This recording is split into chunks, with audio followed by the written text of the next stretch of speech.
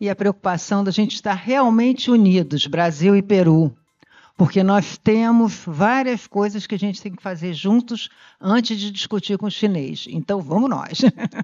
Agora, por favor, a Cristiane. Bom dia a todos. Antes de começar, saúdo aqui presente o presidente do Conselho Regional de Administração do Rio de Janeiro. Muito obrigada pelo convite, em nome dos colegas aqui também, administradores. Saúdo a banca, nossos irmãos peruanos também. Um grande prazer conhecer vocês, todos os tetos. E também a nossas colegas aqui na banca hoje presente. Antes de começar, vou me apresentar um pouquinho para vocês conhecerem um pouco do meu trabalho quanto às rotas bioceânicas. Eu sou advogada, especialista em direito internacional em rotas bioceânicas. Meu escritório atende especializadamente todas as áreas, especificamente sobre rota bioceânica, direito aduaneiro, tributário, internacional, comércio exterior, regularização migratória. Então, eu trabalho muito tempo com isso e vou explicar mais vocês à frente por quê.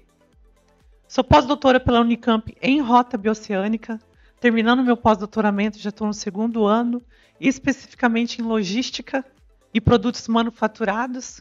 Então, eu fiz um mestrado em Direito, um mestrado em Desenvolvimento Local, um doutorado em Desenvolvimento Local e agora fui parar na Unicamp em rotas bioceânicas e também, mais para frente, vou dizer por quê.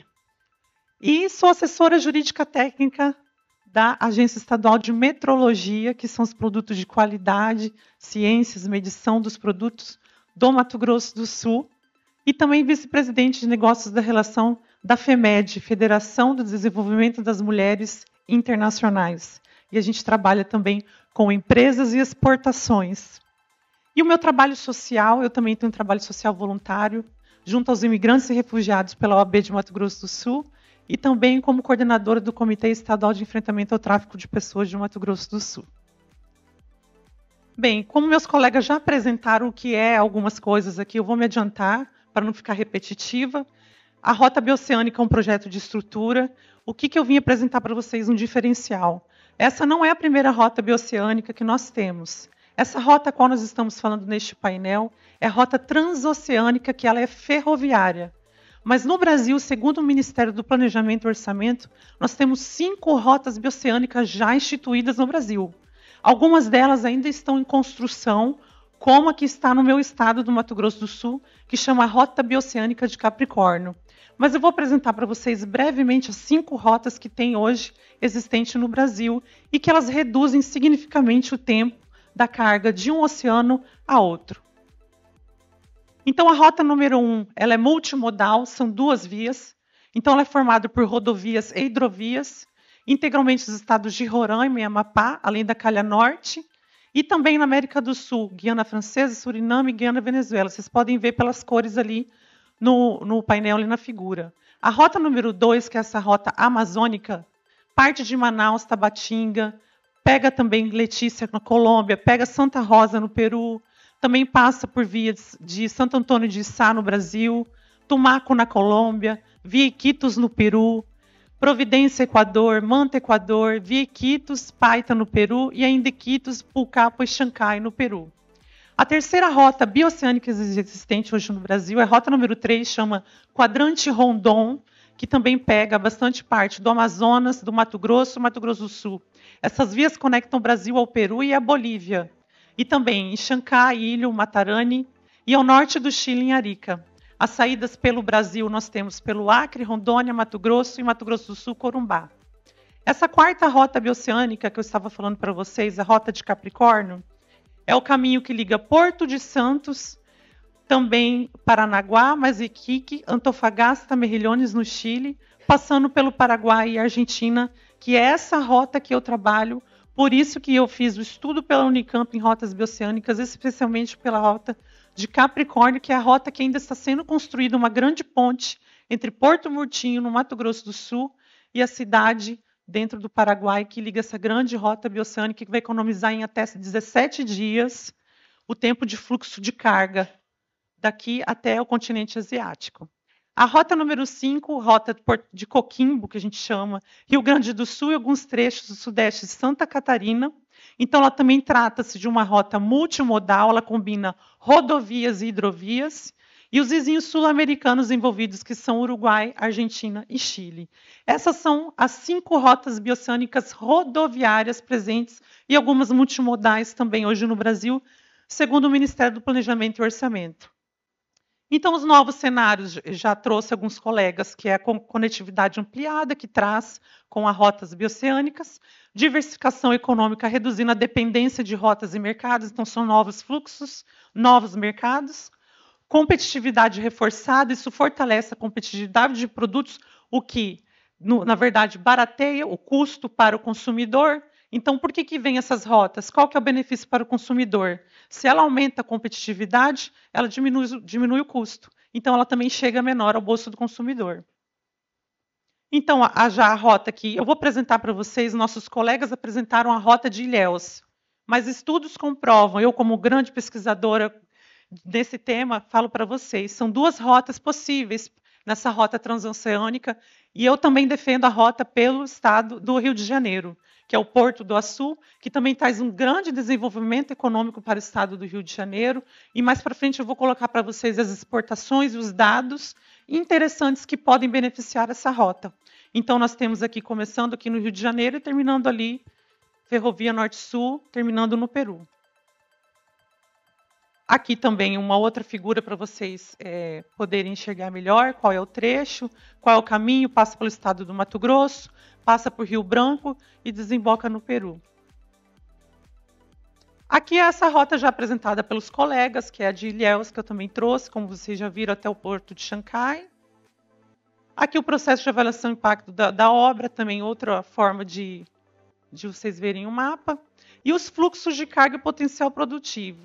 Então, tem um grande diagrama, os principais corredores de exportação, esse que eu havia apresentado, com os benefícios para os exportadores, que com o aumento da competitividade de produtos como soja, milho, carnes, devido a uma redução de custos e o tempo de trânsito. Então, o que isso traz? Um grande crescimento regional para qualquer das regiões em que vá partir a rota transoceânica. Então, ela estimula o desenvolvimento de novas indústrias e a criação de empregos, o que faz o desenvolvimento econômico e regional de cada país, cada estado. Então, a exportação, ali a gente vê por Ilhéus, grande, 22,3 bilhões de exportação, e esses são dados do Ministério do Planejamento, 49,9 milhões de toneladas. E com essas novas rotas de Xangai, hoje Xangai nós temos 17 mil quilômetros, em Santos a gente tem 25 mil quilômetros. Com essa nova rota a gente pode reduzir até 8 mil quilômetros. E no Mato Grosso até Xangai nós temos 2.700 quilômetros. Isso reduz muito o tempo de custo em relação ao Porto de Santos. O grande impacto regional, as conexões estratégicas. Então, nós temos a ferrovia transoceânica, ela não é apenas uma linha de transporte, mas um vetor em desenvolvimento. Nós temos os corredores andinos, superando barreiras geográficas para acesso direto ao Pacífico, as bacias amazônicas, que também integra, e os portos peruanos, que são os pontos de acesso cruciais para o comércio global da Ásia. Então, aqui, eu colocando do Rio de Janeiro, para vocês terem uma extensão, uma noção da extensão de quilômetros que nós temos dessa ferrovia. 3.300 quilômetros do Rio de Janeiro até o Acre e mais 1.600 quilômetros dentro do Peru. Isso, um total de 13 mil quilômetros do Peru até a China, desde o Rio de Janeiro, a gente coloca aí 13 mil quilômetros de extensão, o que reduzem até 2 semanas. 2 semanas nós podemos ter, menos de 2 semanas, estudos falam em até 10 dias, na verdade, a redução, e a gente coloca esse tempo de 10 dias de uma rota para outra. Então, as oportunidades de investimento e parcerias. Nós teremos atração de capital, buscando financiamento para infraestrutura, tecnologia e segurança. Como falou, a gente precisa de investimento. Se for fazer terminais intermodais, multimodais, hubs logísticos, como já citados, tanto no Rio de Janeiro, na Bahia, em Peru, nós precisamos de investimento, então a gente precisa de parceiros. Isso vai gerar novos empregos, a criação de empregos com impulso significativo, e a gente precisa do quê? Do desenvolvimento tecnológico. Sem a tecnologia também não será necessária a adoção, a criação dessa inovação em logística que precisa de uma rota ferroviária. Então, o corredor bioceânico do Rio de Janeiro e Peru, que a gente coloca aqui, eu apresento mais para vocês o Rio de Janeiro, é uma conexão terrestre estratégica entre o estado do Acre e Peru, criando uma rota direta com o objetivo principal de um acesso mais eficiente, reduzindo custos e o tempo de transporte. Então, essa redução de até 10 dias, como eu havia falado, que a literatura nos apresenta, a diminuição significativa dos custos logísticos, o desenvolvimento econômico para as regiões e, principalmente, o fortalecimento da integração regional. Então, o Porto de Xangai, como havia apresentado o nosso irmão do Peru, nós temos uma localização estratégica, é um megaporto de águas profundas. Ela tem hoje um investimento chinês, com parte da iniciativa da nova Rota da Seda. Então, o porto recebeu um grande investimento. E um hub logístico regional, como apresentado pelo colega, que é um projeto para ser principal centro logístico da costa da América do Sul.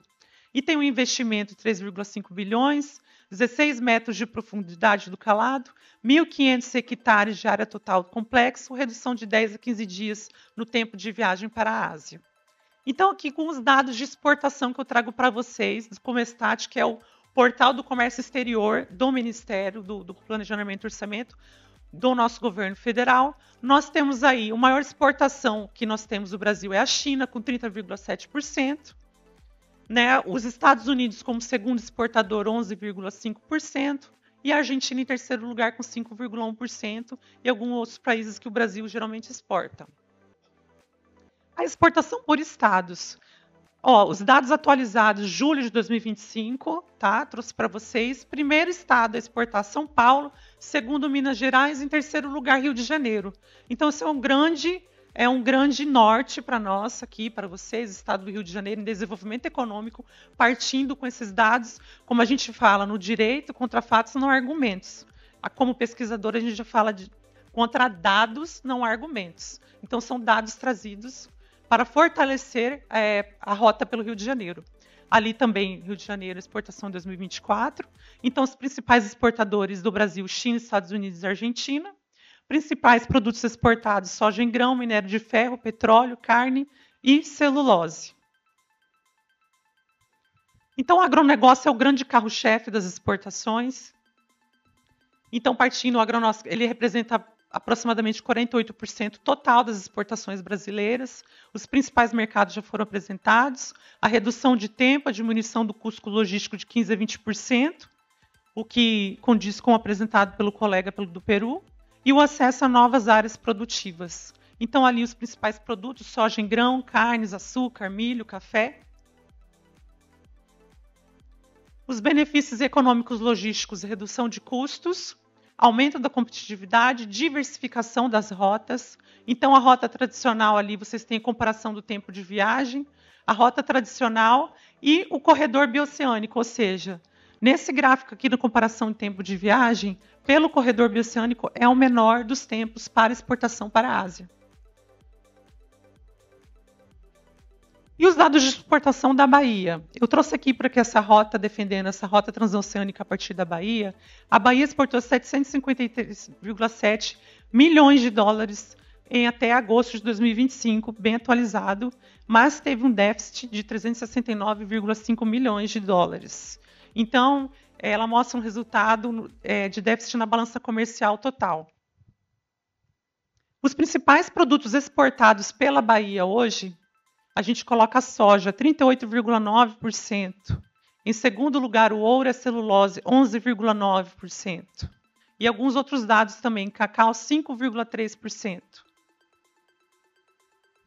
E no Rio de Janeiro, vamos fazer um comparativo, 3,4 bilhões de dólares exportados, com um superávit de 651,7 milhões de dólares. Então, a projeção para o estado do Rio de Janeiro indica um crescimento contínuo, o que fortalece também a rota pelo Rio de Janeiro. Então, para sustentar essa expansão e otimizar a performance logística, muitas pessoas defendem a rota pelo estado da Bahia, que é o que já está mais em acordo, né? Segundo o nosso irmão peruano falou. Porém, a gente pode colocar o Rio de Janeiro como uma segunda rota alternativa, assim como no Mato Grosso do Sul. No Mato Grosso do Sul, a rota bioceânica de Capricórnio, ela vem pelo Porto de Santos e ela pode entrar no Mato Grosso do Sul, tanto por Bataguaçu quanto por Três Lagoas. Então, como que eles estão fazendo? São rotas alternativas. Então, são duas rotas. Por que não fazer 2 rotas alternativas na rota transoceânica? Rio de Janeiro, os principais produtos exportados, óleos brutos de petróleo ou minerais betuminosos, 73,9%. Em segundo lugar, ali, 5,8%, bombas, centrífugas, compressores de ar. São dados do comércio exterior do governo federal. Nós temos também as exportações do Peru. E quanto que o Peru exporta, segundo o governo brasileiro? 257,2 milhões de dólares por ano. E importações, 130,7 milhões de dólares por ano. Isso é muito importante também trazer os principais produtos exportados. Segundo o governo federal brasileiro, 11,4% de veículos automóveis para transporte de mercadorias e usos especiais. 10% parte de acessórios e veículos automotivos. Desalinhamento da distribuição dos órgãos de controle. Então, eu já começo aqui com os desafios. O que nós temos? Esse é um mapa que eu trouxe dos postos de Agência Nacional da Vigilância Sanitária da Anvisa e da Vigiagro, Vigilância Agropecuária Internacional existentes no Brasil. São poucos. Então, nós precisamos de pontos estratégicos aonde tem as fronteiras do Brasil, aonde vai passar essa rota transoceânica. Então, nós precisamos de mais órgãos de controle fronteiriço no Brasil para refletir uma nova realidade, porque não é o que reflete hoje. Então, são poucos, eles precisam ser instalados. Isso é um grande problema em todas as rotas bioceânicas, principalmente na rota de Capricórnio e na transoceânica. Então, são iniciativas que o governo federal vai precisar fazer junto com o governo do Peru. Precisa ter esse alinhamento de órgãos internacionais e relações internacionais para que essa rota realmente possa existir. Então, a gente traz, está tudo muito lindo. Ai, o mapa está lindo, vai ser a rota. Mas quais são os problemas? Além dos ambientais apresentados, nós precisamos ter as relações institucionais, governamentais muito bem alinhadas e a criação e instituição de órgãos de controle nas fronteiras, apesar de ser uma rota ferroviária. É necessário também a fiscalização. Então, é crucial realinhar a presença e a capacidade desses órgãos com as rotas comerciais emergentes. Áreas essenciais para melhorias. Então, nós precisamos de decisões antecipadas para agilizar esse processo. A gente precisa simplificar e padronizar as taxas e encargos cobrados, promovendo a clareza e diminuindo a burocracia. Quanto que vai sair essa carga daqui, quanto que vai chegar ali, como que vai ser a conversão, que eu vou explicar mais para frente. A gente precisa melhorar as formalidades documentais também, melhorar os sistemas de TI, avançar no processo antecipado e otimizar as telecomunicações. As formalidades de automação, ampliar o uso de processamento antecipado de documentos, de importação e expandir o programa de operadores econômicos autorizados e, principalmente, a cooperação entre as agências que eu estava já falando para vocês, fortalecendo a coordenação entre os órgãos de controle de fronteira e promover reuniões agendadas. O regime TIR no corredor bioceânico. O que é o regime TIR? O regime TIR ele é especificamente transitar alfandegário para rotas rodoviárias. Ela existe na Europa, foi criada na Europa e hoje o Brasil não aderiu ainda ao TIR. Então, nós estamos com um grande problema ainda a ser resolvido, que já está sendo discutido no Senado Federal em Brasília, sobre a instituição do Brasil fazer parte do TIR também, para poder facilitar a rota e os produtos alfandegados de uma fronteira hoje. Hoje, por exemplo, vou dar para vocês, de rota rodoviária, nós temos no Mato Grosso do Sul um caminhão que fica 4 dias parado na alfândega. E a mercadoria que está ali dentro daquele caminhão? Né? Então, o exportador perde, o consumidor perde. Então, a gente precisa aderir ao TIR. Por que eu trouxe o TIR? Aqui estão os países que fazem parte do TIR. O Brasil, olha lá, países interessados, mas ainda não faz parte. Os países contratantes do Convenção TIR estão em azul escuro. O Peru também não faz parte. Países onde o TIR é operacional. Então, assim, e os países interessados, nós precisamos aderir ao TIR, é uma grande resolução brasileira que nós precisamos de trânsito. Por que eu trouxe o TIR para vocês? Aqui o TIR no corredor bioceânico. O Brasil ainda vai aderir, o Uruguai já é parte, a Argentina já é parte. Porque que nós precisamos quanto à rota ferroviária? Padronização Ferroviária para o Futuro, ERTMS, Sistema Europeu de Gestão de Tráfego Ferroviário. Então, a gente vê uma solução unificada de sinalização e controle de velocidade, vital para a interoperabilidade dos sistemas ferroviários nacionais. É necessária a adoção dos padrões, que é um modelo para o Brasil, especialmente a considerar a expansão e a modernização da sua malha ferroviária para o comércio exterior. Então, é uma coisa que precisa também ser dialogada entre os países. A gente precisa adequar. Soluções para um comércio mais eficiente. Então, a gente precisa da remoção de barreiras fronteiriças, maior competição no mercado ferroviário, competição saudável com outros modais, padronização do sistema universal, múltiplos fornecedores no mercado, um desempenho, aumento da capacidade e velocidade, elevação da segurança e maior confiabilidade e redução dos tempos de viagem. São soluções para um comércio mais eficiente. Então, a gente traz os desafios, mas nós também trazemos alguns indicativos de soluções. E uma visão estratégica que precisa uma gestão coordenada de fronteira. Então, a gente tem já um acordo sobre a facilitação do comércio, da OMC. No seu artigo 8, ele incentiva a cooperação entre os órgãos de fronteira. E isso coloca o quê? Agências como a NTT, Anvisa, MAPA, Polícia Federal e Receita Federal, pilares dessa cooperação. Então, a gente precisa de uma integração desses órgãos. Então, antes da gente falar em ferrovia, a gente precisa integrar esses órgãos. Precisamos sentar todos esses órgãos juntos e comunicar-se para uma solução adequada para os dois países. Então, esses são os órgãos aqui do Brasil, mas nós precisamos pegar os órgãos do Peru e também integrar isto. Desafios críticos. Como havia falado os colegas, desmatamento e biodiversidade, né? A construção de ferrovias pode devastar ecossistemas, especialmente no Mato Grosso, que é uma região rica de biodiversidade. Então, tanto se sair da Bahia ou do Rio de Janeiro, vai passar por Mato Grosso já está ali. Áreas de conservação. A expansão ferroviária muitas vezes invade e degrada as áreas protegidas. Fragmentação de habitat, com ferrovias atuam com barreiras artificiais, dividindo habitats. E o ciclo hídrico. A construção e operação de ferrovias podem poluir rios e córregos, impactando nascentes e bacias hidrográficas. Então, a gente também precisa de um estudo de impacto socioambiental, o impacto ambiental desse projeto. Desafios críticos, comunidades indígenas, deslocamento de populações e mudanças econômicas locais. E aqui eu vou falar para vocês, o que mais que desafia? Nós precisamos pensar não só no ferroviário, o que a gente tem? Quem que vai conduzir aquele trem? Nós precisamos do maquinário, né? Então, a gente precisa de uma pessoa que vai estar ali, seja ela na tecnologia, ou seja ela operando o trem diretamente. Então, a gente precisa o quê? De um preparo físico. E isso já está sendo estudado nas rotas bioceânicas rodoviárias. Por exemplo, altitudes como Chile.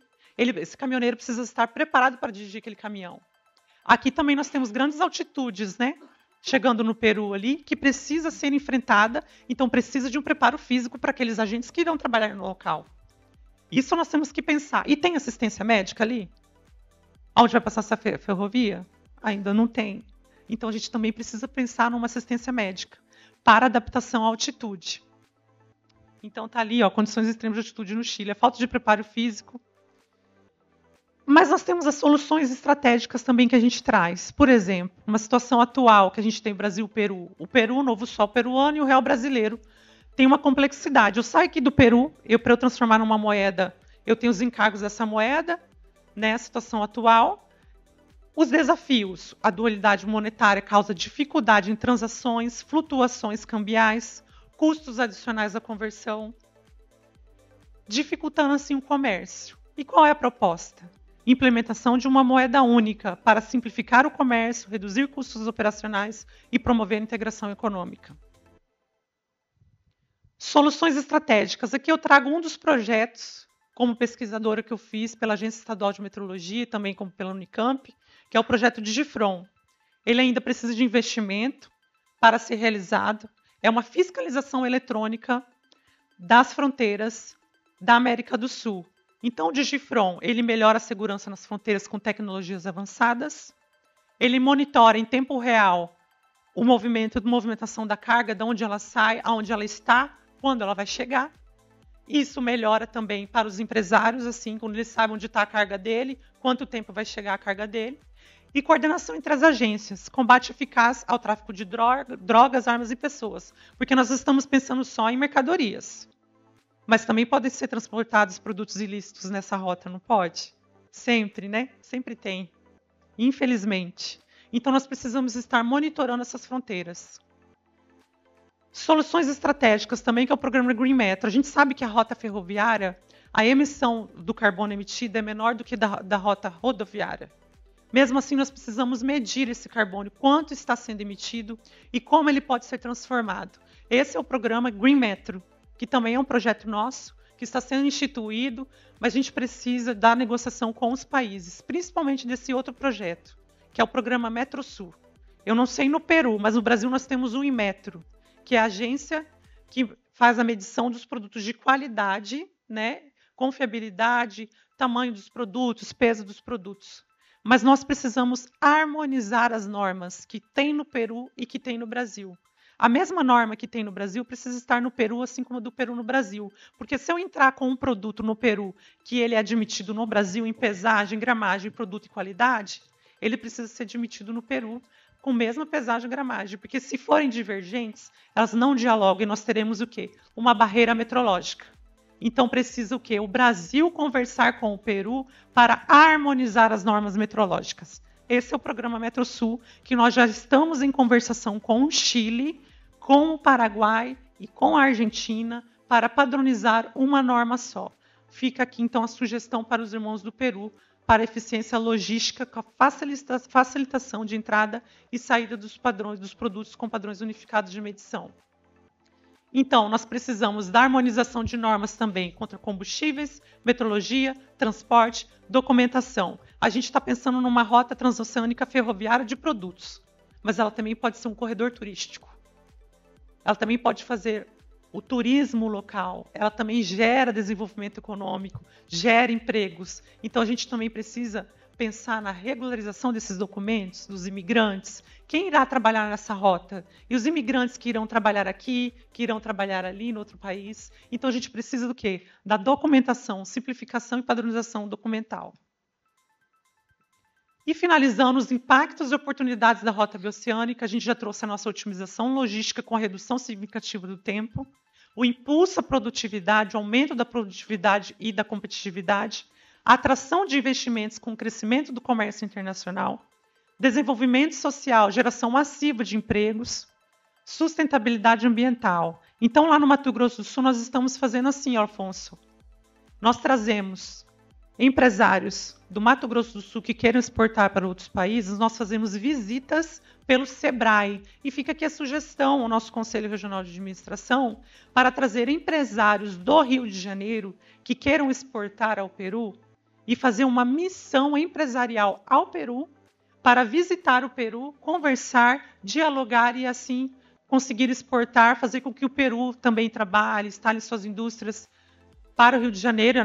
Tenho certeza que isso vai ser difundido na nossa mesa. Então, a gente faz várias dessas missões para o Paraguai, para o Chile. A gente leva empresários para poder dialogar os países, integralizar e fazer com que essa exportação realmente aconteça. Então, os próximos passos para maximizar o potencial da rota é crucial investir em infraestrutura de qualidade, promover a integração regional e impulsionar a inovação e sustentabilidade. Claro, com o diálogo dos países, que é sempre a minha palavra final, é esse diálogo internacional. Esse é meu QR Code, tem aí o meu número de WhatsApp, para quem quiser o link, também como eu estava falando, a gente tem uma MBA, estamos inaugurando este mês, específica em rotas bioceânicas. Ela se volta um pouco mais à rota rodoviária, mas ela também abrange aspectos ferroviários. Quem quiser, eu mando o link da pós-graduação para vocês, que nós estamos inaugurando no Mato Grosso do Sul, mas ela é internacional. Nós teremos professores de diversos países da rota bioceânica para poder vocês se integrarem do assunto. E também meu contato, fico à disposição para qualquer dúvida. Muito obrigada. Bom, eu agora faria uma pergunta a cada um, mas eu vou fazer meia pergunta para a colega que tem um avião aqui fora esperando por ela. Ela está indo para Pernambuco agora. É sério, ela está voando daqui a pouco. A minha pergunta é mais você vai rapidamente, sem problema. Realmente, o que foi abordado e que me preocupa, e você abordou, a questão de como a gente pode aproveitar esta ferrovia para desenvolver outras áreas ao largo, próximo, ou seja, esse trem não vai direto, ele vai parar em alguns lugares onde nós podemos ver o desenvolvimento do comércio, o desenvolvimento da indústria, o desenvolvimento das nossas empresas. Os nossos administradores vão ter que fazer um monte de adaptações, mas isso é crucial para que esse realmente seja um excelente negócio para todos nós. O chinês, sem dúvida nenhuma, está nos dando uma oportunidade de desenvolvimento com um financiamento que não é fácil de conseguir, mas ele está resolvendo o problema dele. Vai sair mais rápido e mais barato para a China. Agora, e nós aqui? Como é que a gente vai negociar? Então, e sobre isso, depois eu vou conversar um pouquinho mais sobre o Peru, que eu tenho paixão, mas tudo bem. Então, eu vou pedir licença pela colega, para ela se despedir da gente antes que o avião venha aqui, o piloto venha buscá-la. Vai lá. Gente, eu trabalho com logística, mas uma coisa que eu aprendi é que a gente planeja e depois tem que resolver no dia, né? Eu tenho uma viagem agora a trabalho, eu vou para Pernambuco, mas eu queria muito agradecer vocês, foi muito bom estar aqui com vocês, e eu acho que o que eu queria trazer para cá, para a discussão, é que a gente tem que, sim, pensar em desenvolver infraestrutura de transporte no nosso país, mas não é só ferrovia, a gente tem que olhar para todos os modais, até para a gente ser eficiente no máximo que a gente pode.